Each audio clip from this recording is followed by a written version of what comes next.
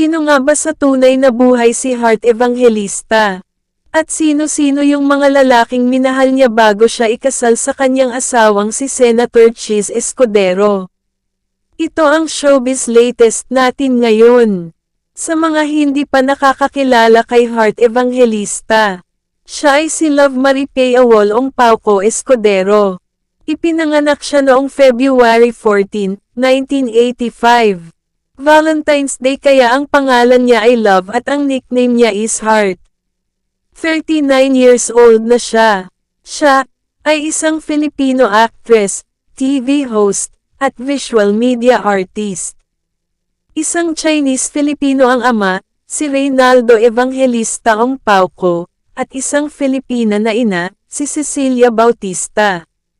Sinimulan ni Heart ang kanyang karera sa entertainment sa murang edad, nagsimula bilang isang commercial model at aktres. Nagkamit siya ng malawak na pagkilala para sa kanyang mga tungkulin sa mga sikat na serye sa telebisyon at pelikula sa Pilipinas.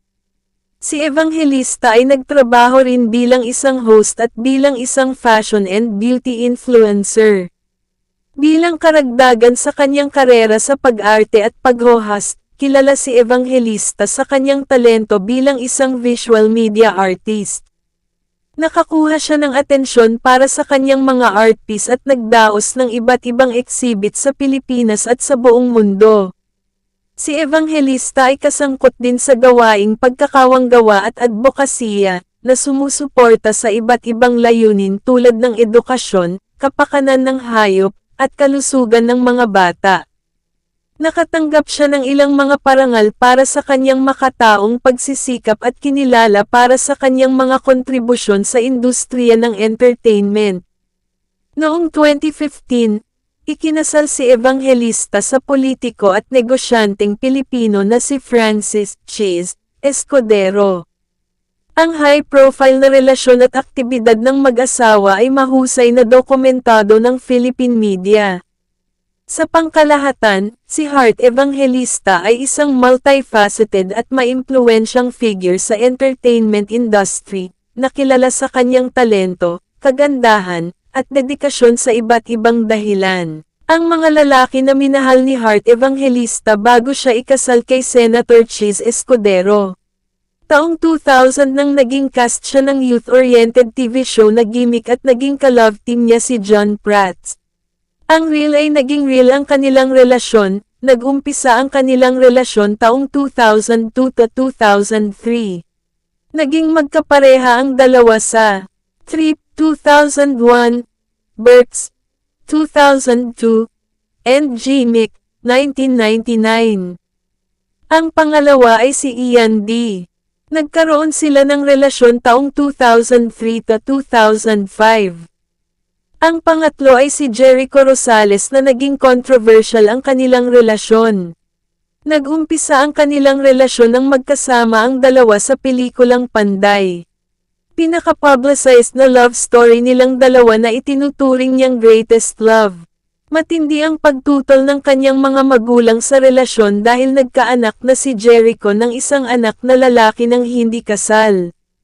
Inihayag ni Heart na nakipaghiwalay siya kay Jericho noong 2008 dahil pinaniwala siya ng kanyang mga magulang na niloko siya ng Malaysian actress na si Carmen Su, na leading lady ni Jericho sa 2008 ABS-CBN teleserye na Kahit Isang Saglit.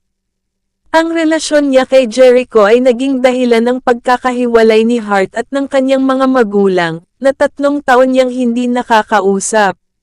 Sinabi ni Heart na kalaunan ay nalaman niyang hindi totoo ang Jericho-Carmen affair, pero hindi na sila muling nagkita ni Jericho mula noon.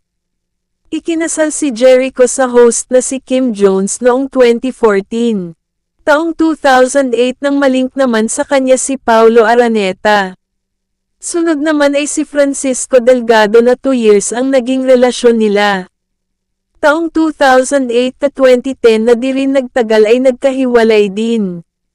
Taong 2010 hanggang 2012 naman ang naging relasyon niya sa Brazilian actor na si Daniel Matsunaga, na tumagal din ng 2 years. Taong 2012 nang malink siya kay Sid Lucero.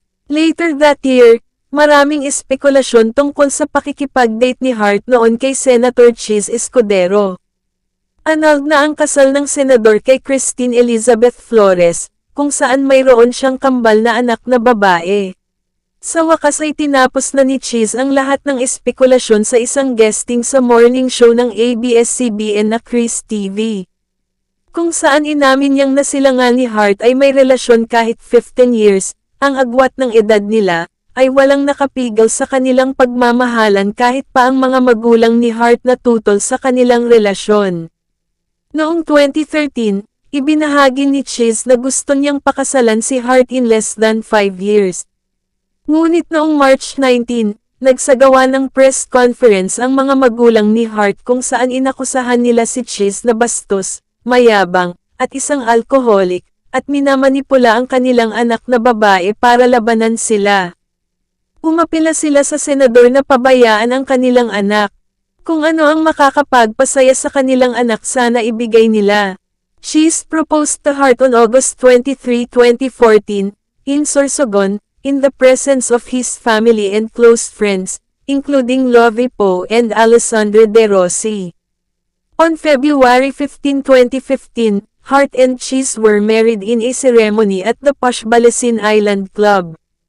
Hart walked down the aisle in an intricate gown by Ezra Santos that featured a sweetheart neckline and cinched waist.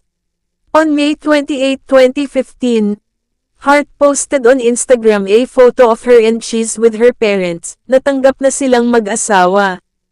Kumakailan lang ay nag-renew ng kasal ang dalawa, na nagdiwang ng kanilang ika-9 na anibersaryo ng kasal noong February 15, 2024 sa Balesin Royal Villa.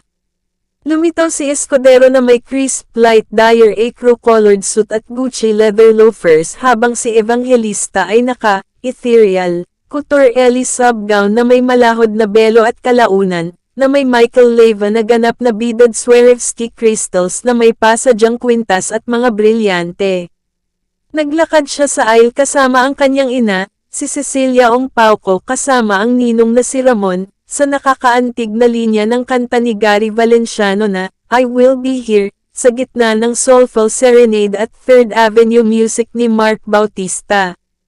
Congrats to the both of you! Dito nagtatapos ang ating showbiz latest. Don't forget to subscribe to my channel for more showbiz updates.